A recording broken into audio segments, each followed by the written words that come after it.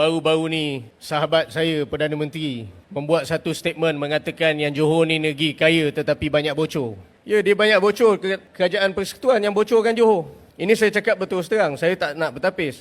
Kenapa? Projek-projek yang melewat-lewatkan ataupun disekatkan, saya dah alami berdasarkan dengan pengalaman saya.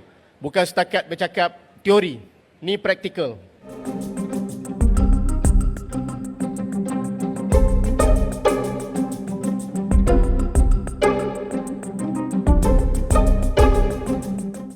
PMJ ada beri pandangan dia, terutama kita sejak 2018, projek-projek yang tersangkut. Kalau 2018 dan sebelumnya dan selepasnya, jangan tanya Anwar, jangan tanya Pakatan Harapan, tanya Barisan Nasional dan Perikatan Nasional.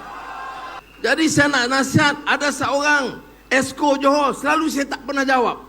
Orang bagi tafsir macam-macam. Saya sebut begini, dia kata saya kritik Menteri Besar. Bukan kerja saya.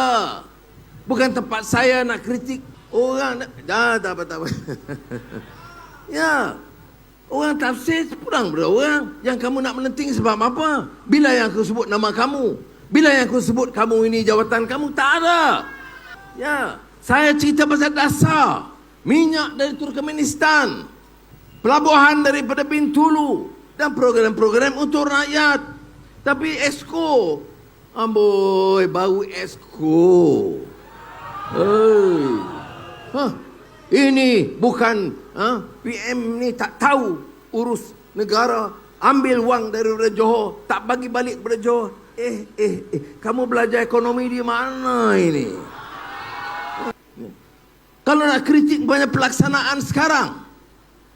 Ada Esko kritik Pakatan Harapan sekarang. Ni, betul saya Perdana Menteri. Timbalan Perdana Menteri itu Presiden UMNO. Saya kerjasama baik dengan dia. Tapi janganlah umpamanya mengatakan kita nak tirikan.